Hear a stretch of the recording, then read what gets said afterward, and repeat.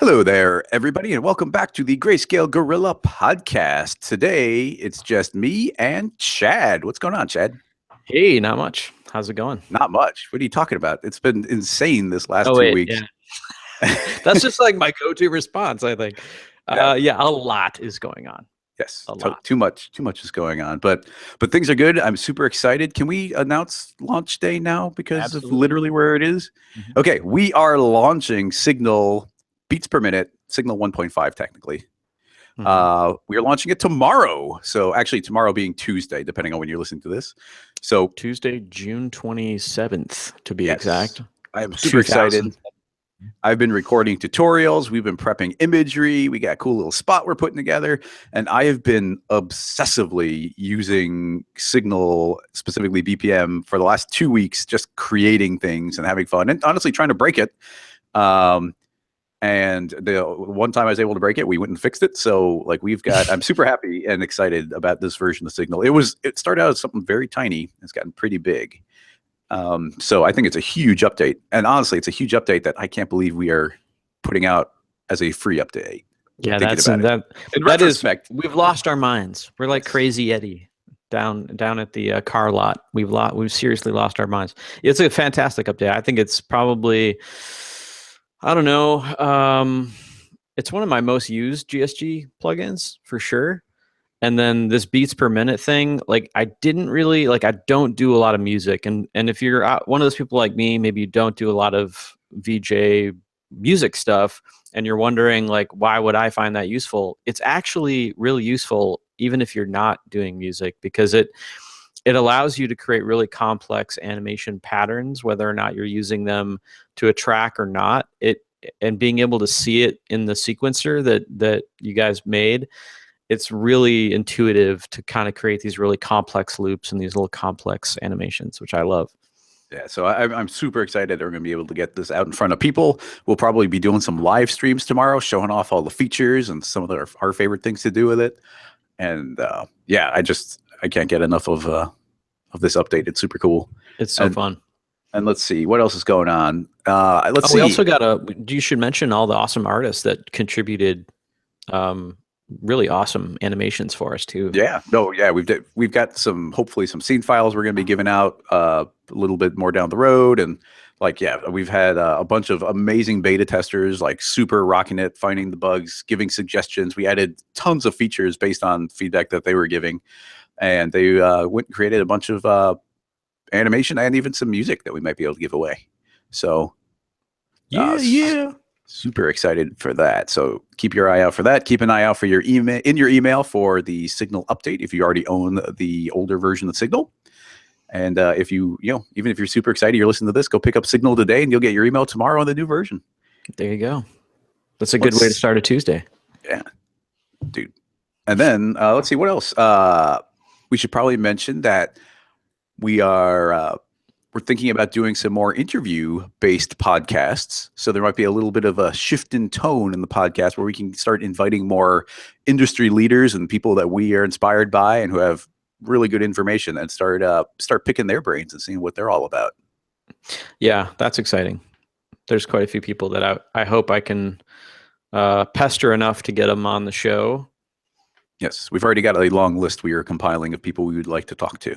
So that should be an exciting thing. So if there's somebody that out there that you guys would really love to hear more from, hit us up in the comments and let us know. We'll try to dig them, or we'll try to round them up and get them on the show. Yeah, definitely. Actually, that's a great thing. Definitely add a comment. Go jump onto the Greyscalegorilla Connect on Slack and give us a comment there. Put it on the YouTube, everywhere. We want to hear who you want to hear from.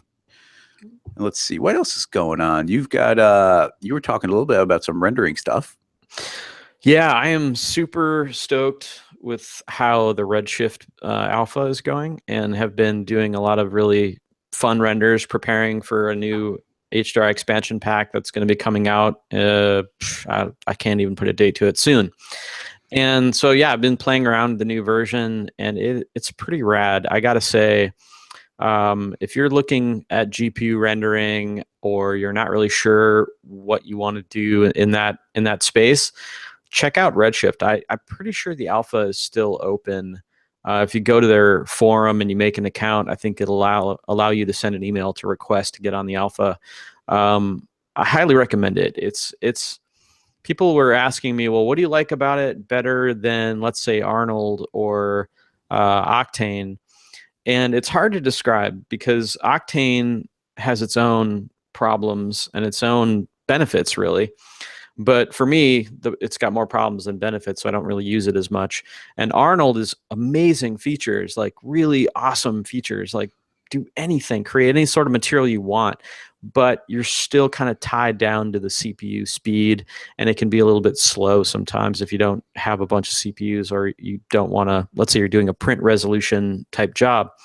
Where Redshift is really nice is that it's got pretty good features. Like I'd say it's getting there in terms of compared to Arnold, but it's also it's also biased, so it can cheat. You can like maybe not use GI or maybe only use like a point cached GI or a radiance cached rather method, rather if you don't need it to be a full movement, if it's just a print thing. So there's lots of ways you can cheat in Redshift, which I really love, and how fast it is. It's great, and it's got this like look to it that I really like. And some people have criticized the look of it, saying that it's not photoreal. I totally disagree. I think it's just all in how you use it. But I think that there's like a quality to it that I'm finding, especially with these metal renders that I've been doing, that is I don't know. It's got a really kind of sharp looking, just really kind of, I don't know, it's got some balls to it, the look of it. And it's hard to describe, but I've been really enjoying it. And it's just been fun. And it is kind of nice to be able to like tweak a shader and like see it update instantly and like render it in what used to take 10 minutes takes like a minute. And you start like, all of a sudden I started like doing all my promo renders at like 4K because I could, and why not? And it's cool, like being able to like just do that without any real consequences. Yeah, those metal renders you've been pumping out the last week, where it's like, wow, that's crazy. Like, I mean, Yeah. on two fronts, because first of all, you're using the upcoming metal pack for HDR Studio and HDR Link from Greyscalegorilla, that pack is already kind of quickly becoming my favorite because I've had kind of this beta version of it installed for a little bit. And like I'm doing my AskGSGs live, and like I'm opening up that one, and it's like, oh yeah, like this is a metally type of scene, so I'm gonna grab this. And people are like, oh, I don't have that one. I was like, I know. Yeah, we've been sitting on that one for a while, only because I think we wanted to make sure that we didn't like just overload everything, and it was just kind of one of those things that I had wanted to do for a while and just never kind of did it. And then I built it, and then the release cycle didn't like line up with other stuff that we were trying to release, so we just kind of sat on it for a bit. But it is funny, like I've talked to a lot of people that will watch a stream or something, and they'll see that, like you, and they'll be like, hey, wait a minute, like I don't see that one on the site, and I don't see it in my library. And don't worry, you'll get it soon. And I can't wait to see what everybody does with it, because I'm telling you, man, it's becoming my favorite expansion pack that we've done. It kind of builds off the studios. If you use the studio pack, and I think it's called Pro. Is it called Pro Studios, right? Yeah. So if you ever use that one in your daily workflow or whatever, you're doing like product renders or whatnot, just imagine that one, but specifically for doing reflective metal type stuff, titles, products. A lot of my test renders that I've been doing, they're like a watch, like a faucet, like product viz type stuff. So I think it's gonna be good for that kind of stuff. One of my favorite things, and the biggest contrast between maybe the regular studios and the pro studios, and then the new metal one, is what's great is in almost every part of the image, there's something to reflect. You got bright areas and dark areas, but there's not like these big dark patches, which often when you're doing something metallic, you caught that angle where you didn't quite reflect anything. It's just black over there, or it's just white over there, and it just blows it out. Where here, there's like all these really nice soft transitions. So practically any angle, if you're doing something metallic and shiny, you're going to be getting a nice reflection of some sort. Yep, that's exactly kind of the like when I made it, like that's a huge thing when you're doing like metallic surfaces. Let's say, I don't know, a watch or something. Like you're doing a really pretty angle for a watch for a print ad. You can't just do it with like your go-to studio HDRI, because a lot of times, like you said, it's like a really bright white card on one side, maybe another card on the top, and then like a black void. And when you throw that onto a metallic surface, it looks weird because it's so contrasty and there's nothing in the black void, and you can't do that. And if you look at any, just go to like go to a magazine, go pick up any magazine like Dwell or any magazine that has ads in it, which is every magazine, and just look for ads for jewelry or watches or cars or anything like that. And you'll notice that the reflections in those surfaces are almost never contrasty. They're always like little pockets of light and gradients and like falling off to black. Everywhere. And once you kind of see that and you're like, oh yeah, that's what it takes. You could totally do it by hand, in Photoshop and painting weird stuff and dropping in your scene, but this just makes it a hell of a lot easier. Mm-hmm. That's the whole point for HDRI Studio and HDRI Link. Just click through, find the ones you want to create. So let's see. Is there any other kind of news type things? I think those are the main ones. Should we talk about Transform or not? I don't know. I mean, it's just it's a tiny thing. I guess if we actually follow through on our current plan, then a little later this week, maybe sometime next week, we're going to be doing a small Transform update with a bunch of new presets, a little bit of interface tweaking to make it a little bit more organized, maybe a bug fix here or there, but some more presets for people. We're trying to make it easier for us to add new presets. So that's another one of those tools that I definitely go get that one, because it's really pretty rad for doing animated type. Yeah, and it plays well with Signal. That's true. I didn't do it, and I probably should have. Maybe I can prep a file for tomorrow's live streams of playing with Transform and Signal, because driving a Transform animation with some beats per minute would be really cool. Yeah, you should. That actually does sound kind of perfect for tomorrow. Yeah. Do it. Okay. I think that's everything as far as news. You want to set us up for the main topic of the day? Sure. So we hit up our internal or customer Slack channel called GSG Connect. If you are not a GSG customer, then go be one. Go buy something. Then you'll get access to this awesome Slack channel, which we use all the time to talk to our customers and answer questions and whatnot. And we have a channel in there dedicated to our podcast. And we got lots of great requests on topics today. And one kind of jumped out at me because it's something that I think everybody goes through in their career, which is, how do you explain the 3D process to either an art director that's never done 3D or a client that's never done 3D, and in a way that they understand what they're asking for, may be hard or maybe easy, and so that you can have a better dialogue and go through your project in an easier way. You're not fighting this barrier, this language barrier between the two of you. So how do you handle that? Well, we don't know the answer. No, I'm just kidding. I'm going to be leaning on you a little bit more on this one, because you've lived in that production world. I can speak to it actually a little bit from an artist's. Yeah, I mean, well, you had to deal with it because you worked in a place that you were the only guy, right? And so when they came to you, like if I was your art director and I came to you and I said, I'm trying to think of a request that would be outlandish. Hey, listen, that thing you made, it's completely different now. We've got, it's not going to be this kind of stage with this kind of set. It's going to be a round stage. It's what is not a square stage anymore. Yeah. How much time is that going to take, and why? Well, that's a bad example for me because I built all the tools, so that would literally be a checkbox for me. But you're the absolute worst person to ask.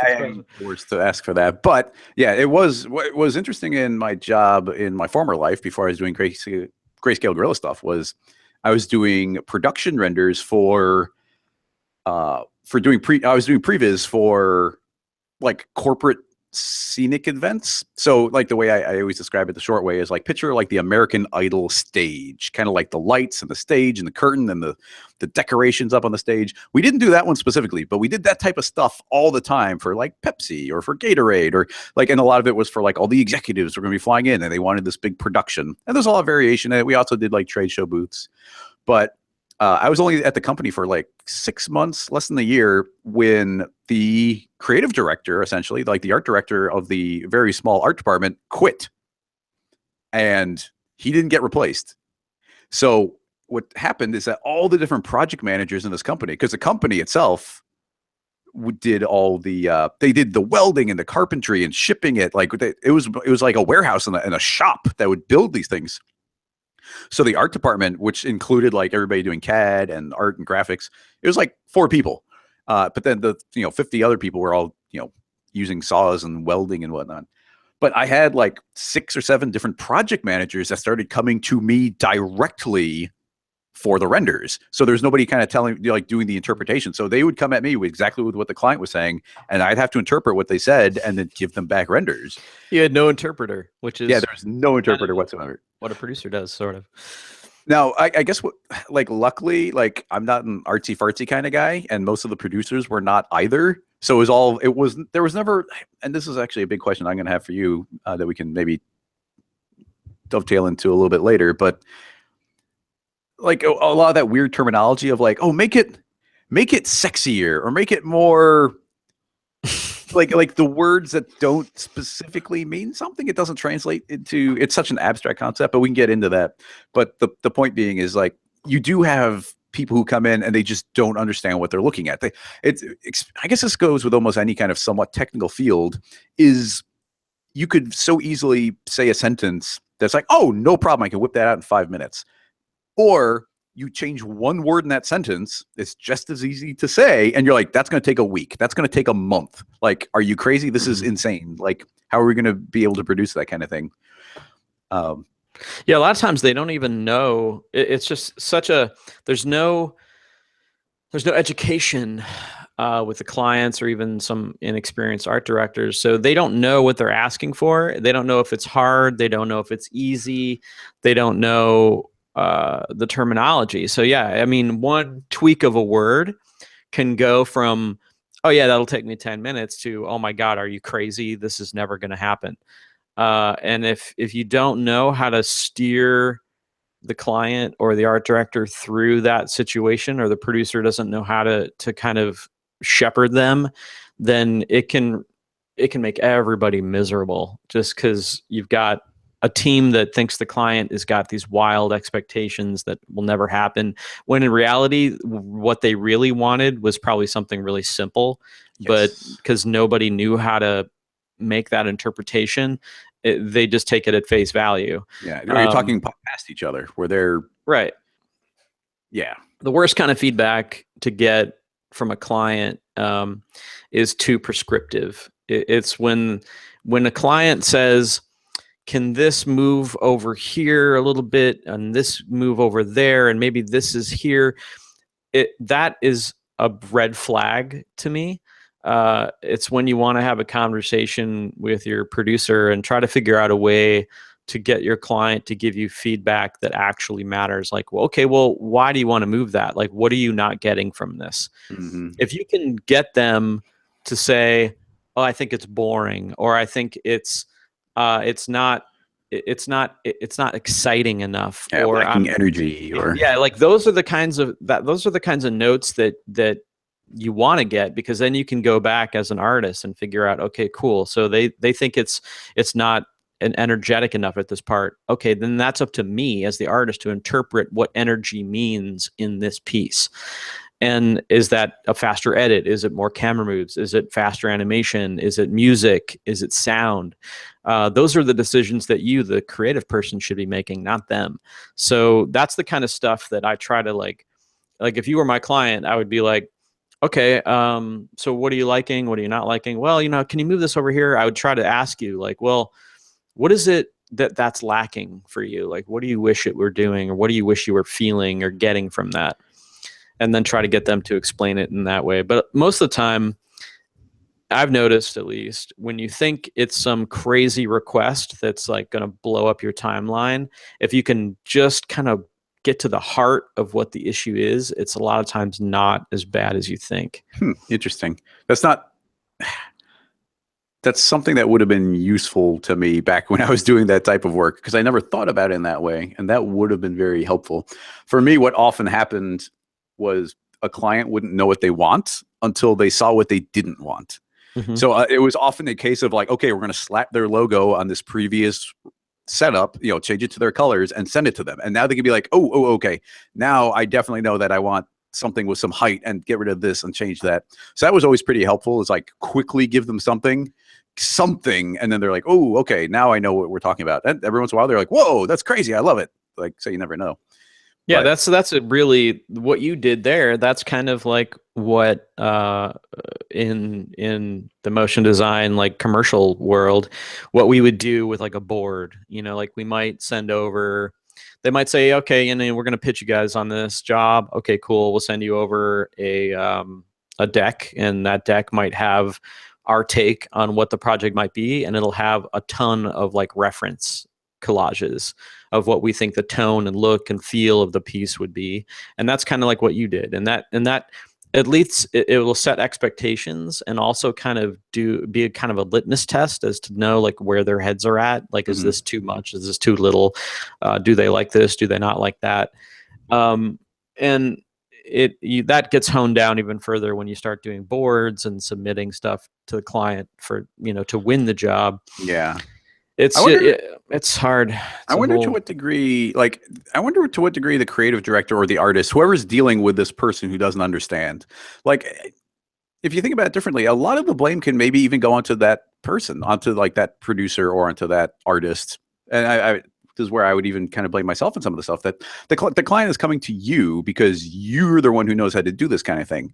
And they like all the things that you naturally know in your head, like they don't know that stuff. I think there's a natural human tendency that you discount the information that you know well, and you assume everybody kind of knows it. Mm-hmm. Like I assume a basic knowledge of so many things that other people just don't have any concept of. Like I did one of those paint night things where you go in and you drink and you paint, and most of the people in the room did not know the most basic of color theory. Like they didn't know how to mix the color green from primaries. And you're just like, you assume that this is the baseline information that absolutely everybody knows. And I mean, and we're talking about the most basic stuff in our field, but like your average layman doesn't necessarily know that. And then a lot of the concepts we're actually thinking about are so much higher level than that.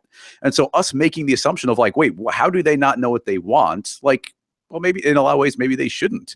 And in a way that this actually, it was a hard learned lesson for me back in the day. Was I was always kind of trying to increase realism in the renders. Like I made these really, anything I could make fancier, I would make fancier. And at one point I started populating the crowd. Like I used to just have empty chairs. There's always chairs in every render, like big empty chairs.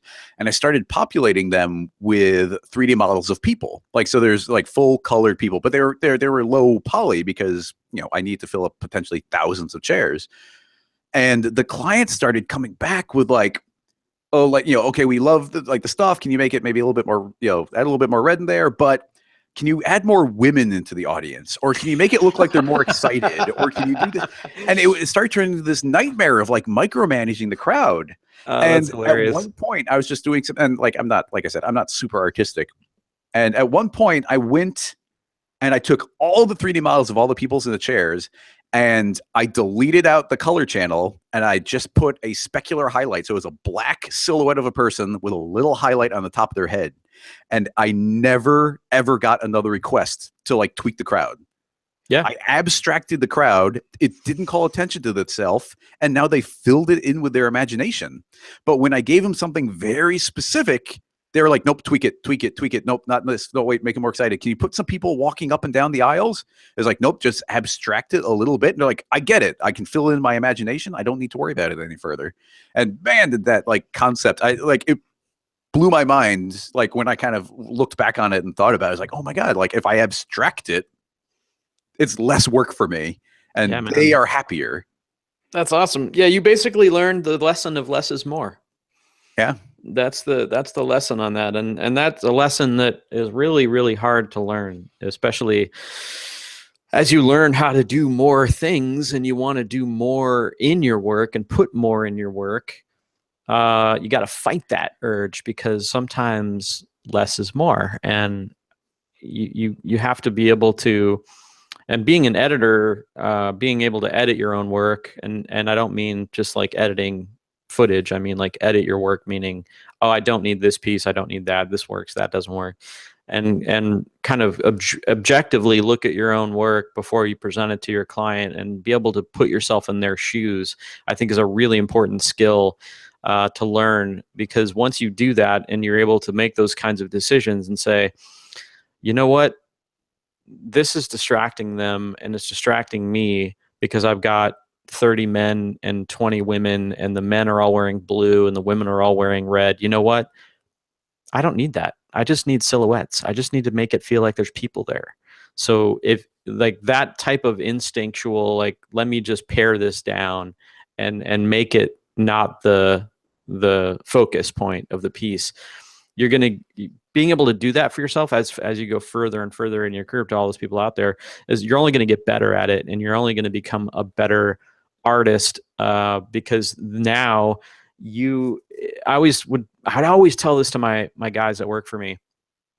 I wanted them to kind of play the client before they like show it to themselves before they show me, because by the time they show me, it should have gone through 5 edits of their own before they thought it was ready to show me.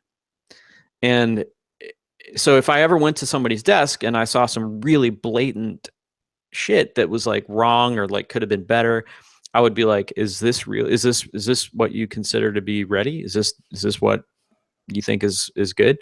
And a lot of times they'd be like, yeah, I should have done this, and I could probably make this better, and I didn't do that. And I'm like, cool, man. Now you know. Next time, bring it to me when you've done all the edits that you think are necessary, because that's how you get them. How you groom new creative directors is like you start to make them self-evaluate in a way that they need to take a step away from their work, look at it with fresh eyes, and say, that sucks, that's good, that's got to be moved, that's no good. Like if they can do that, then it makes the creative director's job easier, because they've already gone through their internal filter, and you're not just looking at a spew of what they just happened to get done that day. Tell me if this phenomenon is familiar to you. And this actually applies across the board for anything you create. And I'm using create broadly in like a tweet or writing an email, all the way up through doing your masterpiece render or sculpture or whatever.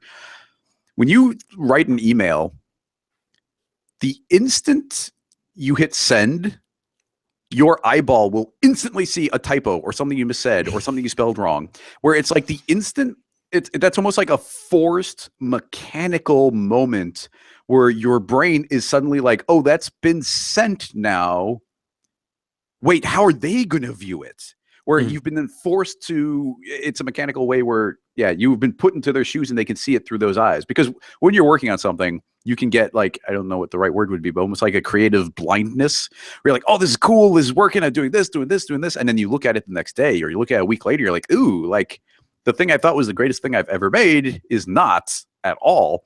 And the instant you grab somebody and have them stand over your shoulder and they're looking at it while you're looking at it, you're like, oh, wait, how are they viewing this? Oh, yeah, that changes everything. Like they stand there and you it's almost like you want somebody to come over, look at it for a second, and you're looking at it and you say, don't say anything, just go away. Thank you. You did your job, because now I just saw it through your imaginary eyes and I have to fix this before you say anything. Yeah, you got to do that, man. In fact, I would say that you got to flex that muscle more, and you got to almost like I'm talking about ways that I was forced to do it, but you want to be able to turn that on and off yourself. Yep. But also on Google, if you're sending an email, there's a button you can turn on that won't actually send the email for like 5 seconds. And I literally, every time I hit send, I hit undo and then fix something and then send it again. So that's so for me, for the email thing, I'm number one, I hate email so much that when I do have to write more than a sentence back, it's like a chore.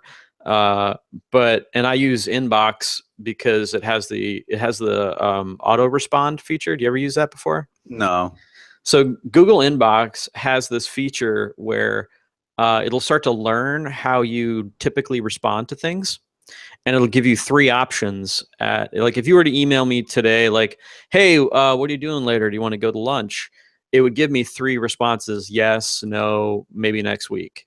And I could literally just click one of those responses, and it would send it. And it's fantastic. It saved me a ton of time, but it's obviously not going to work for everything. So, and I'm terrible at English. Like I'm like, I don't know how the public school system failed me so miserably, but I only in the last 5 years sort of understand the English language and how it's supposed to be written. And it's only because I use this website called Grammarly. Now, Grammarly, for those of you that don't know, it's a website where you can type in it, and if you pay for the pro version, it'll make your writing better. It like gives you suggestions like, oh, you're writing in a more too passive of a voice. You've already used this word 3 times. You might want to consider this punctuation. And just using that over the past, I don't know, I think I've been using it about a year. I feel like I'm able to write better because now this is going to sound really corny, but I never really understood how to use the written language to convey my point, because I'd always make it through visuals, or I'd make it through verbally telling somebody. But the ability to like convey an idea through the written word, and like in a way that is really easy for everyone to understand, is really hard for me. So I use this website, and I write down. It has a little it's like a document website thing. Like you can write in their little editor, and it'll tell you what's wrong, and then you just copy it and paste it into your email. So I try to do all my important, like this, I need someone to understand what I'm talking about here. I do it in there because then I know it's going to at least go through some sort of filter where it doesn't sound like a 5-year-old wrote it. And it's helped me a lot. Anyway, but I told, I actually, when my kids are old enough to start writing papers, I'm going to get them accounts on it too, because it's got some really rad features of like, it'll like do plagiarism checking. So like if you start to write something that's a little too similar to something that you read in a book, it'll like warn you.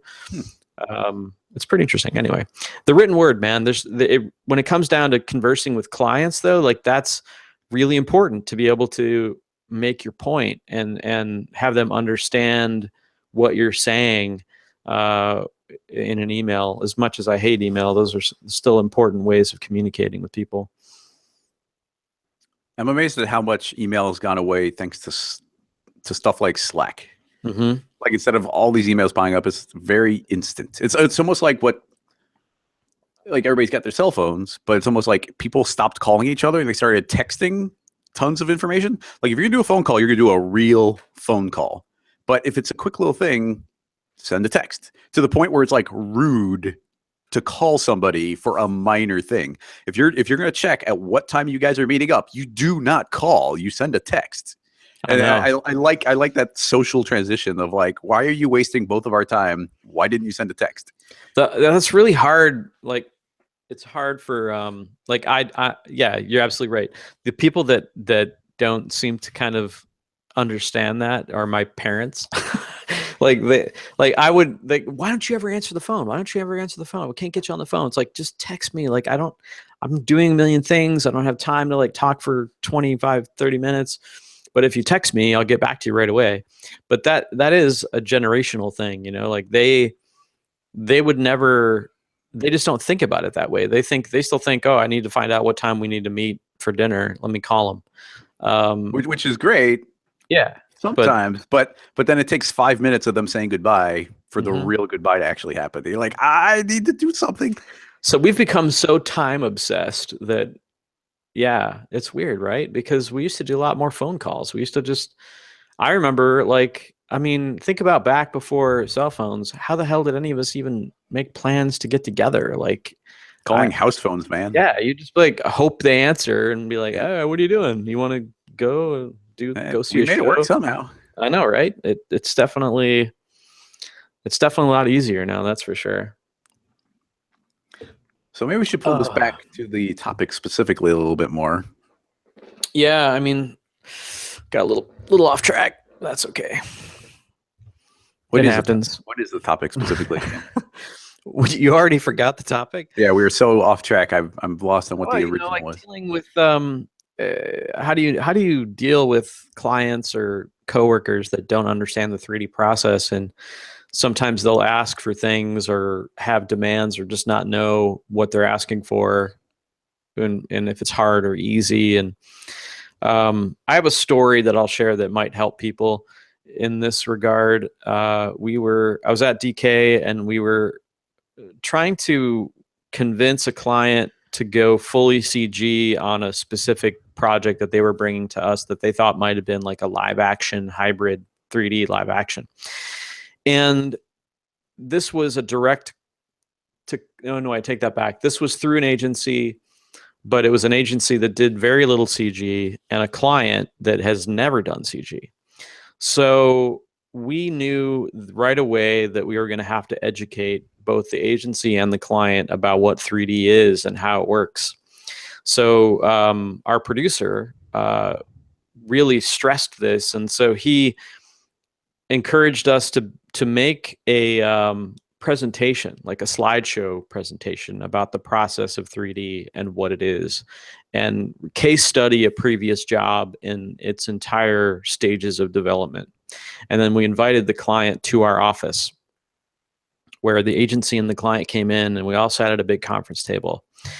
And we fired up this presentation where I walked through the previous job that was kind of similar to their job, but not exactly, obviously, and just kind of said, okay, this is how it started. It started with a storyboard, and I clicked, showed them the storyboard. And once we got the board approved from the client, it went into previs, and here's what the previs looked like. And just so you know, everything's going to be gray, everything's going to look like crap, and you're gonna, it's all temporary. Just think about it as like a sketch. And I walked through the entire process, and then we'll have the first review, and where you'll give us feedback on timing, on animation, on speed, on camera, on things like this. And meanwhile, you will have approved this asset and this asset and this asset. And if all of this happens on schedule, then you'll see a final version with 30% final assets at this time. And then as things start, and I would explain this curve, and there was always a curve, right, with this thing, where in the beginning of this job, everything's going to look like crap, and things are going to continue to look like crap for a while. And then towards the end of the job, things are going to magically start to look better and better and better until every update you see is going to be almost final. And that's kind of the curve of how these things go. And if you just kind of take their hand in a non-condescending way and just kind of lead them through this and say, here's what to expect, then there's no surprises when you are a month into the project and they decide to change something that's catastrophic. You can go back and say, we can absolutely make that change for you. And that's always the beginning. It's always the beginning answer. Is yes is always the start of the answer. But just so you know, we already had that approved three weeks ago, and it's already been 2 weeks into production using that asset. So that would mean we can do it, but we're going to have to push our deadline this many weeks, and it's going to cost you this much money extra. And if you can present and they know these things ahead of time, then they can't throw out, well, you never told me that. You never told me I couldn't change this. You never said that. If you clearly lay out these ground rules in the beginning, and the expectations are set and schedules are made, then you always have that to go back to. It can be like, we can absolutely do that for you. In fact, we can do it for you starting tomorrow. But just know it's going to impact your deadline. It's also going to impact your budget. So it's going to be an overage. And that you'll find that 9 out of 10 agencies, clients, whoever, are, when you treat them that way and you're honest with them about it and you give them the option to do it and you lay out the cost, you'll get a really honest response. Like, how badly did they really need that change? Or are they willing to eat the cost, eat the time? And most of the time, big changes towards the end of productions will go away if you've built a relationship at the beginning that is fair and makes sense. Well, you've also got that the magic words of "that's going to cost more money." And it's amazing how many changes will disappear when that comes phrase up. is uttered. Yep. It's like, oh, we're paying for this now. Wait, this costs money? What are you talking about? I thought you guys did this for the love of the game. Well, I mean, you always have those additional problems where you have effectively a middleman who just needs to put their fingerprints on it somewhere. So it's like, oh, do this thing, and it's like, it's not really a thing that we're doing, or it gets one level up in management to who you're delivering to, and they want it back the way it had been. So, oh yeah, that always happens, dude. Always. Let's go back to how it was. Or you use the red herring. You ever do that trick before? the red herring? No, I don't think so. You don't know the red herring trick, dude? Oh my gosh, this is the best trick ever. And I tell you, it's saved me a few times. So Okay, I'm excited. the red herring trick is not for everybody. It's for the bold. And what you do is when you have an important milestone or check-in with your client, and you really like the way it looks and you really think it's the right direction, and you're really like nervous that they're gonna fuck it up in some way, you put something in there that's blatantly wrong. that's easy to check. You put in a red herring, and you make it subtle enough where it doesn't look like a red herring, but it looks like something that needs to be fixed. So it gives them something to focus on, that they feel like they're doing their due diligence and doing their job as a client, and they're getting their money's worth, or whatever feelings that they need to satisfy. But it's usually something simple, like an obvious edit that doesn't feel right, or the position of something is slightly off, or the motion. Guy in a bear suit walks through the scene. Exactly. Like I don't know about that. That might be too much of a red herring, but yeah, I mean, doing little something like that, and what that does is they're just like, okay, well, you got to fix that thing, right? I mean, that's got to be fixed. And you'd be like, oh yeah, good call. We'll catch that. Good catch. We'll fix that. And yeah, so that anything else, and they're like, well, they're just so stoked and like relieved that red herring is going to be fixed, that most of the other changes are either ignored or maybe don't happen at all. But yeah, sometimes those can work against you in some situations, but most of the time they love it. They love this terrible thing. You gotta. Well, here's the trick: if they don't, like, you have the red herring in the shot, and then you show it to them, and if they don't call it out, and you think, oh my god, they're not going to call out the red herring, like the red herring is going to make it in, then you call it out. You say, oh, and don't worry, we're aware of this, person in the bear suit running through the shot. We're gonna fix that for you. Don't worry about that. And then they're like, oh, then it's like a double win, because they think that you're on top of it, and like you're looking out for them. It's pretty bold gambit you got here. It is, man, but that's production, man. That's the fun. Yeah. Have you ever had somebody who's really like fiddling with every single pixel, and you send them back the same render a second time, saying like, oh yeah, we went through and like I tweaked the colors and like like we did this and this exact same render from last week, and like, okay, cool. And it's like, see, all those stupid changes you're asking for, you don't even know what you're asking for, like, because you're happy with the thing I said I did the work on. I've done that with internal creative directors, but never a client. I think I've done it. It's come pretty close, like where the changes are so subtle that they couldn't tell the difference between version A and version B. Never with a still, because it's always that fear that they're going to bring it into Photoshop and like overlay it. Yeah, like overlay it and like call you out, and then you'd be like, "Oh, I think we sent you the wrong one." Yeah, we just said, "Oops!" Like, let me grab the new one. Yeah, but no, I've done that with edits before, where they're like, I've had that happen where the agency has told us not to change anything, but just send their client the same thing and tell them that it's been updated, and then they'll be like, yes, this is what we're talking about. Perfect. Yeah. So yeah, it happens. It happens a lot more than probably a lot of people realize. I don't think clients realize half the shit that goes down in production on their behalf. Well, they don't realize the crazy requests that they're necessarily making, or how it's contradictory to what they said last week, and that it'll be contradictory to next week. That's always the worst, when you have the flip floppers that are just like all over the map.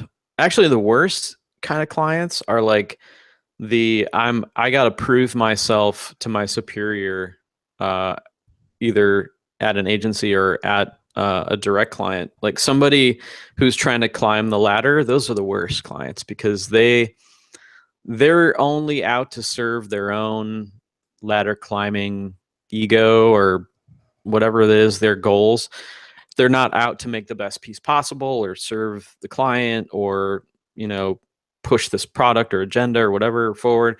They're only interested in themselves and making themselves look better. And those are the worst kinds of clients to get, because those are the kind that'll come at you with absolutely no reason for the change and no way to talk them out of it, because they're like a wild card. You can't really predict.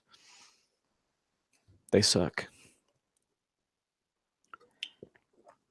But the best kind, I think, are probably the best kind are the ones that kind of respect what you do enough to get out of your way, but also will rein you back in if you start to go off the rails and start to maybe do more than you even need to. I've worked with a couple clients that are awesome like that, and it's those are the kind of clients that you want to like keep around and nurture and make sure you're cool with, because when they bring you consistent work and they let you kind of do your own thing, that's really rare. Really, really rare. Yeah. But yeah, I mean, just educate the people, man. Educate your clients, educate your creative director. Tell them, you don't have to get into the nitty gritty of like what a render, like what GI is or anything like that, but just kind of lay it out for them in terms that they understand as to what's hard and what's easy. I think that alone is like a good thing to tell people. Like, okay, just so you know, it's easy for me to just change the color of that thing because it's just a knob. I just turn it and it changes the color. It's really hard to add a clasp to this whatever object. That requires me to go back and remodel the whole thing. And sometimes people don't understand. They're like, well, why is it easy to change a color and it's hard to add a clasp? Isn't it all just in the computer? Yeah. And like, they don't get that. So you have to say to them, well, to change a color, it's really easy. It's like changing a color on your phone, like the background. But what you're asking me to do in adding this object is I have to go and build that. Like I have to go sculpt it out of thin air and create it and texture it and light it and make sure it's proper, going to work properly. Match it to the rig. Yeah. Yeah. What I remember working with a producer who had this way of like, I think it was she equated everything to building a house, like so that the client could understand kind of what part of the process we were in. So everything she just would say, well, we're at the beginning. So it's like we're building the foundation for your house. And so if you kind of give people something like that to grab onto, then it's a little bit easier to say when they're like, well, hey, can we add that thing to that object? And it's like, well, we've already put up the drywall and the floors are done, and now you want us to go and change the wiring? Like that's not how this works. But putting it in a way, like kind of explaining it to them in a way that's more relatable, I think it helps them understand what part of the process they're in and when it's okay to make foundational changes and when it's not. Yeah, that's actually a pretty good metaphor for the whole thing, where it's like, okay, like you want us to go change. Yeah, this is like changing the wiring. We're going to have to go knock the walls out. Like you're going to have to pay for the walls again because we have to knock them out. And that's something that most people will understand is like, wow, like, yeah, that's huge, man. That's like, what? Like, and if they change the fundamental concept, it's like, okay, now you're stripping it down to the foundation. Now we're going to throw away all that work We're that we did. bulldozing it and Yeah, starting again from exactly. scratch. Like this is a So new project now. I thought that was pretty cool that she did that because It's pretty good. it really did. Like you could see the light bulbs go off in the client's face where they were like, oh, that's why we can't do that. And she would say, okay, well, now we're at the finishing stages where we're painting the walls and we're decorating. So what do you want to do at that level? Well, okay, cool. Can we add a little bit more glow on this thing? Oh, yeah, we can because we're at that stage. So it was a good way to keep them, I guess, in tune with where we were in production and knowing when they could ask for what changes and throw a couple red herrings in there. It's always good for good measure. Oh man, there were some crazy ones. Let me tell you. Yeah, client stories are always fun, but I wish I could tell them. yeah, you have to abstract it and change the names, redact all the stuff, exactly. pixelate their faces. Mm-hmm. What was the worst job you ever did? I can't get into the specifics because it was always clients. There was like at that company we had clients that would come around and we'd do a project for them like every year or multiple times a year, and it would be like, oh, it's this client again. Like everybody get ready, we're gonna have to deal with this. So I can't get more specific than that. Well, you're a lucky man then, because I've had some real pieces of crap in my career that I wish I could erase. They were so bad. I had this one job. This is long time ago, probably like 97, 98, somewhere in there. It was, this was back before, like when I was a low man on the totem pole and jobs just kind of like landed on my desk. And then you were just like had to deal with it. There wasn't like pitching and there wasn't finding the best way to do whatever. It was, I worked at a pretty big place and jobs just plopped on your desk and you had to figure out a way to do it. And one of them was this corporate video for a telecom company that's no longer around. And it was the worst concept I'd ever heard. So the whole idea behind this video was going to be an animated detective kind of character who is getting a tour of this telecom company and getting the scoop on all of their new technology. And he was kind of like this, I don't know, like, the noir detective with the fedora and all that sort of thing going on. And I remember this showing up at my desk and I'm like, why is this dude animated? Why don't they just get an actor? And like, because they were already shooting this entire thing. And they're like, no, the client really wants this animated character. And I'm like, how are we going to do this? This is crazy. And the deadline was like insane. And the owner of the shop had talked to the client and said, you got to use motion capture because he just spent like all this money on this motion capture system. And it was a horrible motion capture system. It was magnetic. Have you ever seen those before? No. So the very this is 20-year-old motion capture technology you're talking about. The first motion capture technology was actually magnetic. So it was a suit you put on, and you had little sensors on all your joints that had wires on them. So all the wires were like had to be wrangled and strapped, and then like the wires would get connected to this SGI. And then the whole thing would have to be calibrated. The person would have to stand really still in the T pose for long periods of time. Well, wait. So the suit, this was all about like tension on the string, not like capturing from a visual standpoint. No, it's not a visual capture at all. It's all magnetic. So it's actually somehow sending out and receiving information magnetically. So it's counting on like it accurately saying like, oh, the elbow just rotated 45 degrees. Like that's what we think it is, instead of being like a point in space. That's crazy to even think about. It did not work well. Let me just tell you that right now. It was like not a good idea. So so the dude bought this thing, and it was super expensive. It was like, I want to say it was like $250,000 or something. Ah, geez. And it ended up in this room, and none of us wanted to use it because it was such a pain in the ass. Like, it was a huge pain in the ass to like get it set up and get it calibrated, and then the data was always crummy, and it was just horrible to work with. Well, I'll never forget this. This is going off topic of that job, but they wanted me to use it for this job. Anyway, long story short, for this thing, funny story. We could not calibrate this thing. It would never calibrate. We'd get an intern to like put on the suit, which was always like super creepy to like ask an intern to get into this like skin tight suit with a bunch of wires and a bunch of nerds ogling at them, like trying to like, here, put your arm over here.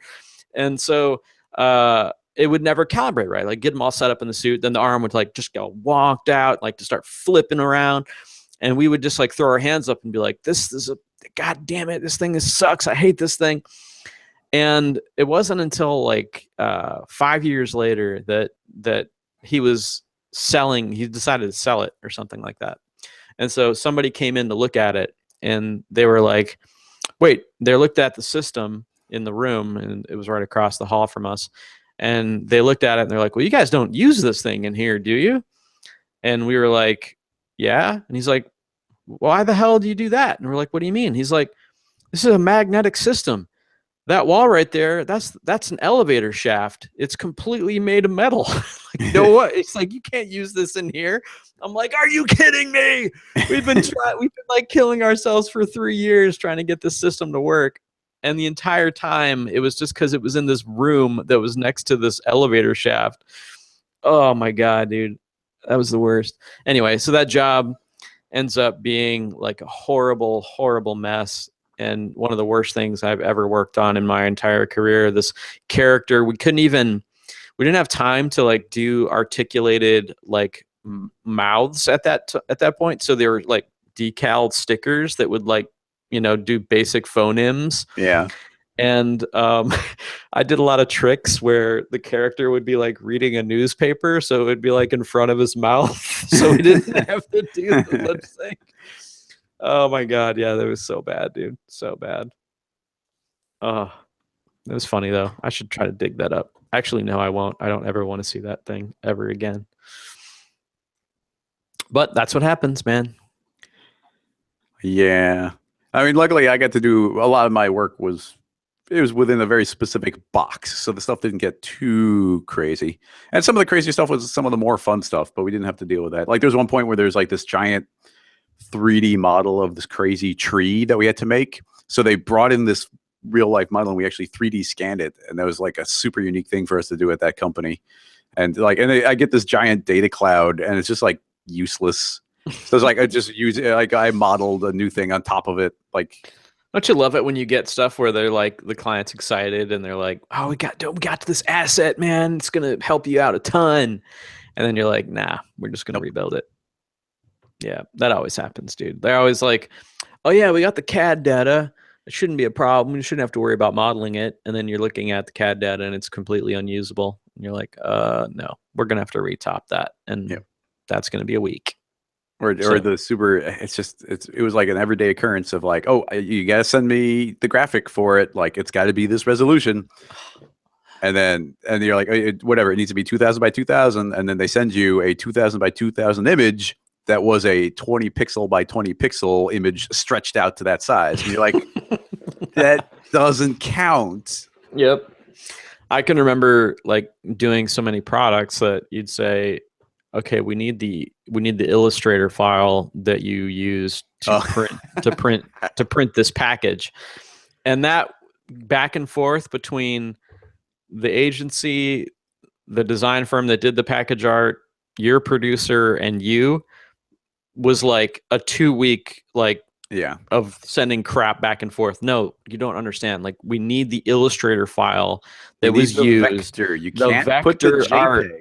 You can't put the JPEG in the Illustrator and save it. That's not what we're talking about. And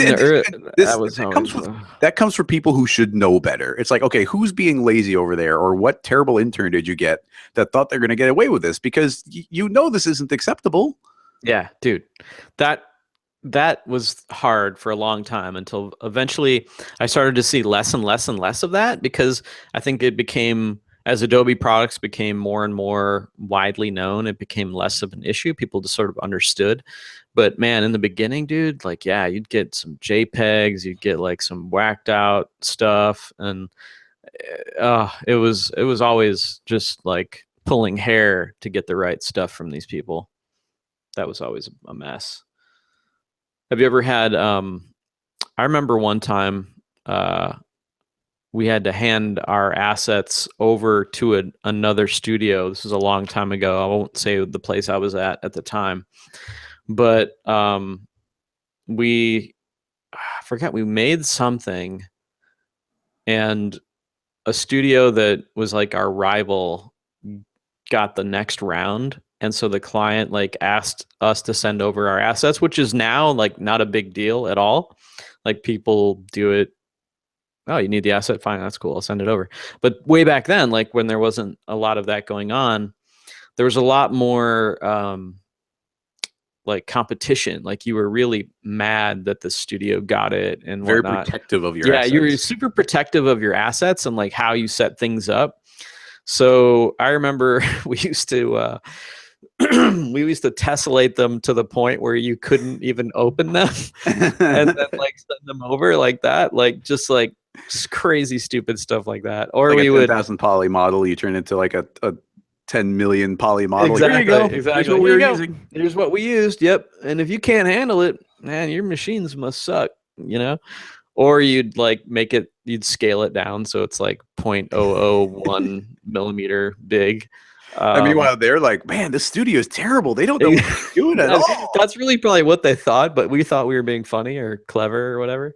But yeah, they probably all thought we were a bunch of idiots. But yeah, that's always fun. Or I hate when, actually I kind of don't like it when they ask for assets, and then you're forced to kind of like explain to them, well, okay, but I used I use this renderer, I use this, thing and that thing, and it does kind of become a pain if they don't use the same stuff, and you got to like the various plugins and yeah. assets and textures and in-house tools. Like, it just can become total nightmare.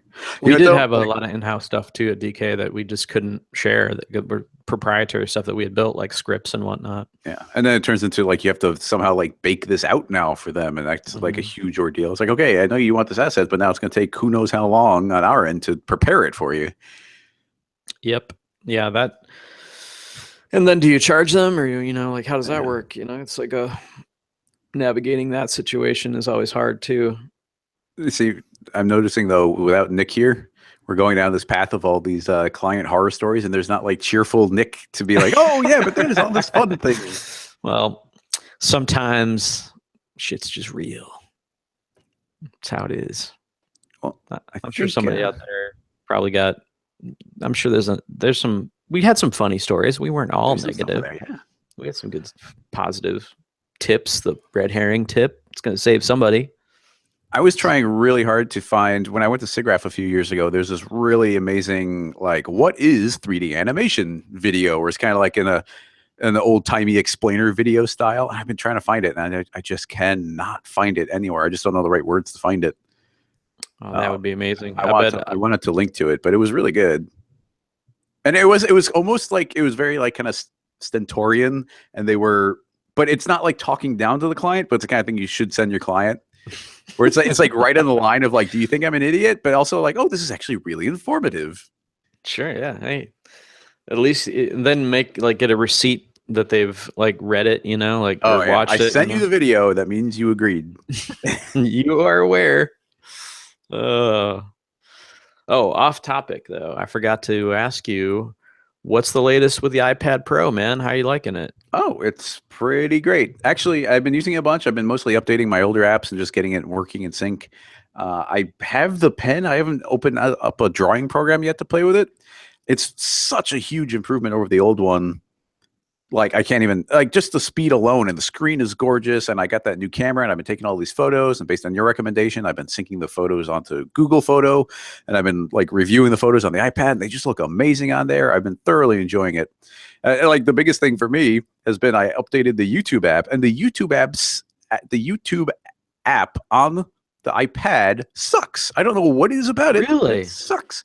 Like, it's not playing back properly. And like, this is in the context of if I open up Chrome and play a YouTube video, it plays through perfectly. If I open it up in the app, it starts getting choppy, and it doesn't. That's like, really weird. Do you think it's sabotage? But the iPhone app works great. Like in the iPhone app, you can double tap and it'll jump forward 10 seconds. You can't do that in the iPad version. Like in the subscription, I was like scrolling down my subscriptions to get to some videos I hadn't seen, and it would only load like 4 pages until it was like, nope, you hit the bottom. Sorry. And I jump into Google Chrome, and it goes all the way. It's like, what the hey? That sucks, because that's really kind of one of the main things I would use it for if I got one, I think, is YouTube. Yeah. Well, I've just started using YouTube in Chrome. Like, another thing I often do is I'll put a video on and just listen to the audio as I like fall asleep, and I turn the screen off to listen to it, and you can do that on the phone easily. You know, and I have the YouTube Pro account, or whatever they call it, YouTube Red, so you can do that. But on the iPad app, if you turn off the screen, it just stops playing. But if you're in Chrome, you can keep the audio playing with the screen off. It's like, what's going on here? Like, everything I like about YouTube is not available on the iPad. I don't understand. Do you think it's because they just need to update the app, or do you think they're really trying to? Is Apple trying to make it a bad experience because they make competing products? Or I would think that as a theory, except that the iPhone app works perfectly fine, and it still works in Google Chrome. So if Google was trying to screw over Apple, they're not doing it very uniformly. So I don't know. Maybe their iPad team just needs to, get a kick in the butt. I'm sure also too, they probably need to they need to update the app. Is it the same app for the iPad as it is for the iPhone? Like, no, I don't think so. There's some fundamentally different functions. It doesn't feel like the same app, like with the menu scaled up. It feels like it's a slightly different. They probably just need to update it then. Yeah. But anyway, that's neither here nor there. I heard there's some pretty rad drawing apps though. If you get I have to check those out. I'm just not I'm in a work on Signal and take photos zone, and I just don't have time to play with drawing apps right now, but I will eventually. Well, let me know how that goes, man, because I'm definitely still thinking about it. Eventually getting one of those. They look pretty rad, and I definitely need my iPad is so old. Needs a refresh. Well, all right. I think we're about ready to wrap it up. You want to wrap it up? I think we're all good. I don't even know if there's anything else to say. So thanks for listening, everybody. Make sure to tune in next week for another Greyscalegorilla podcast. Be sure to subscribe and follow us in all the places where the podcast is. I don't even know all the places. Where is it? Google Play and iTunes Google Play, on our website. I think if you just like search for it, just Google it, you'll find it in other places too.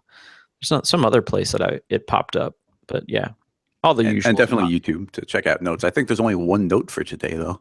But that should do it. Thanks everybody. We'll see you next week. Bye-bye. Bye everybody.